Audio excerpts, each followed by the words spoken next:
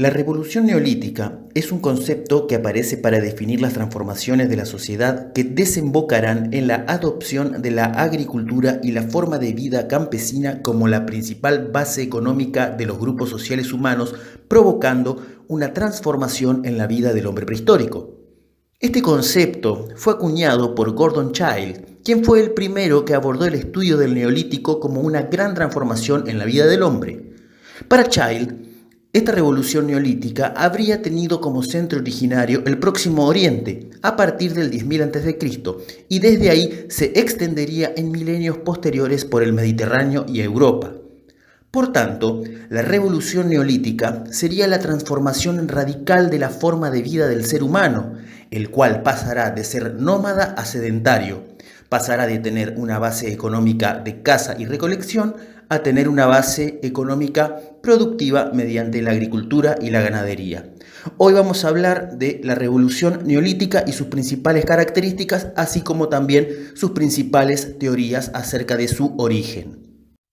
La palabra neolítico sería acuñada por el arqueólogo británico John Lubbock, que en su obra Prehistoric Times de 1865 dividió la edad de piedra en dos periodos, paleolítico y neolítico. El nombre neolítico significa edad de piedra nueva y se definirá como el periodo en el cual se fabricará la industria de la piedra pulimentada y la cerámica, que surgiría junto con el nacimiento de la agricultura y la ganadería. El nombre que Lubbock le puso a este periodo obtuvo éxito y se ha mantenido hasta la actualidad. Cuando se habla del neolítico, se suele hablar de cambios e innovaciones. Sin embargo, estos términos no son del todo correctos. Por ejemplo, algunas de las técnicas, como la cerámica o la piedra pulimentada, ya existían en épocas anteriores. No obstante, será en el neolítico cuando se generalizarán y se convertirán en elementos importantes para las poblaciones sedentarias y con economía agropecuaria. Dentro de las innovaciones podemos destacar la agricultura, que fue la principal innovación del neolítico, ya que se trató del descubrimiento de formas propias de producción de alimentos junto con la ganadería. Este cambio no se produjo con la misma rapidez por todo el Próximo Oriente, sino que estuvo causado por una serie de lentas transformaciones que convivieron con formas de vida típicas del Paleolítico, que era la etapa anterior. El trigo silvestre y la cebada fueron los primeros cereales que se domesticaron en el 9º milenio a.C.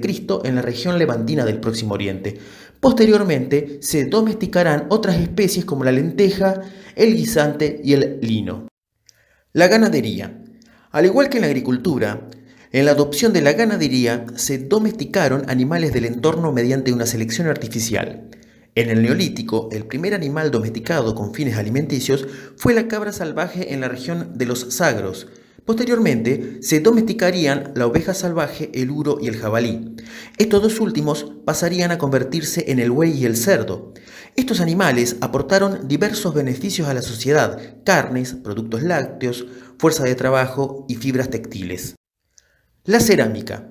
Esta es una de las grandes innovaciones que se enumera al hablar de revolución neolítica, pero no es una creación de este periodo, ya que hay evidencia de la existencia de cerámica en tiempos anteriores. Pero sí será durante el neolítico cuando se perfeccionará la técnica de fabricación y se generalizará el uso como sistema de almacenaje. Este uso generalizado de la cerámica nació para dar solución a los cambios en los modos de producción y almacenamiento de alimentos. La cerámica proporcionó ventajas como la resistencia al fuego y el transporte de alimentos. La vida sedentaria. Este fue el proceso por el cual el hombre deja de ser nómada para habitar permanentemente en un lugar y puede ser explicado gracias al desarrollo de la agricultura y de la ganadería que permitió al hombre producir sus propios alimentos y no ir tras ellos. En cualquier caso, solo en aquellas zonas de mejores condiciones climáticas y de fertilidad, la sedentarización fue un hecho. En el Próximo Oriente se pueden citar ejemplos interesantes como Jericó en la actual Palestina, Tel Muyarbet en Siria y Catal Uyuk en la península de Anatolia. ¿Por qué aparece el Neolítico? Desde los inicios de los estudios de la prehistoria se han formulado distintas hipótesis. Las primeras reflexiones surgen en el siglo XIX de forma paralela a los inicios de los estudios de la prehistoria y la antropología. En este siglo, el evolucionismo darwinista y la idea de un progreso lineal para toda la humanidad, desde sociedades inferiores a superiores, serán la base de la explicación del origen del Neolítico. Sin embargo, durante el siglo XX, las investigaciones y el avance de estudios en yacimientos prehistóricos dieron paso a diversas teorías acerca del origen de la humanidad. Una de las primeras será la teoría del oasis de Gordon Childe, quien, como vimos, introduciría el concepto de revolución neolítica en su ensayo titulado ¿Qué sucedió en la historia? Esta teoría sostiene que las comunidades del final del Pleistoceno se vieron obligadas a recluirse en zonas más fértiles con abundancia de agua. Esto fue así por la existencia de un cambio climático del cual resultó una desecación que provocó la retirada de los hielos hacia el norte. Esto causaría también un aumento de las temperaturas.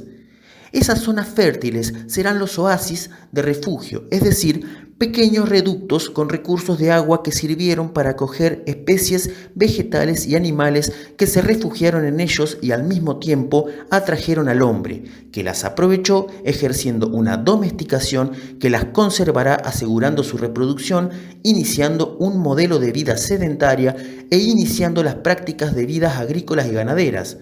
Este modelo conducirá milenios después a la llamada por Childe revolución urbana, en esos mismos escenarios. Pero esta teoría no se sustentaba en evidencias arqueológicas. Esta falta de evidencias desechó la teoría del oasis de Childe. La teoría de las áreas nucleares, realizada por Robert Brightwood, sostiene que en el creciente fértil del Próximo Oriente existieron unas áreas nucleares en las cuales estaban las especies vegetales en estado silvestre y los animales salvajes que luego darían paso a las especies domesticadas. En estas áreas nucleares, los grupos de cazadores-recolectores empezaron a vivir de forma sedentaria y tras varios siglos de proceso acabarían domesticando las especies silvestres. La teoría se apoya en unos requisitos previos ecológicos y tecnológicos. Para que hubiese podido nacer el Neolítico, el grupo humano tenía que disponer de un desarrollo cultural adecuado. También había tenido que existir un medio ambiente favorable en la que existan las especies luego domesticadas. La teoría de las zonas marginales, elaborada por Ken Flannelly y Lewis Binford. Según esta hipótesis, en las zonas nucleares, donde habitaba la mayoría de los grupos mesolíticos, hubo una presión demográfica. Esto provocó que parte de esa población abandonara dichas áreas hacia zonas marginales en donde los recursos serían más escasos. Para garantizar la supervivencia del grupo, habría que adoptar otros medios de subsistencia, como lo fue el caso de la agricultura, que había traído consigo un mejor rendimiento alimentario. Teorías socioculturales. Durante el siglo XX también se realizaron teorías materialistas donde primaban factores internos dentro de las sociedades mesolíticas y neolíticas. Entre estas se destacó la teoría sociocultural de Barbara Bender, también llamada del desequilibrio demográfico. Bender toma como origen de la neolitización a las relaciones sociales internas de los grupos de cazadores-recolectores del Mesolítico. Para Bender, la intensificación de la explotación de los recursos fueron consecuencia de las relaciones sociales cooperativas dentro del seno de dichos grupos y cuyo objetivo era la garantía de supervivencia de las comunidades. Las tesis ideológicas. Al final del siglo XX llegaron nuevas formas de pensamiento y nuevas teorías sobre el origen del Neolítico. Aquí se destacan las tesis ideológicas de Ian Odler y Jacques Coben. Odler expuso que la adopción de la agricultura es consecuencia de una estrategia de poder iniciada en el Paleolítico Superior que tiene como finalidad el control de lo salvaje. Para Coben, la transformación al Neolítico es un cambio en las mentalidades de los grupos de cazadores y recolectores del Próximo Oriente. La adopción de estas nuevas ideas trajo consigo el nacimiento de las divinidades y de la agricultura. Cada una de estas teorías no puede explicar por sí misma el complejo proceso de la transición del Paleolítico al Neolítico. Sin embargo, todas ellas aportan ideas fundamentales que deben ser tenidas en cuenta. Por tanto, actualmente no hay una teoría que toma en consideración todas las aportaciones anteriormente descritas.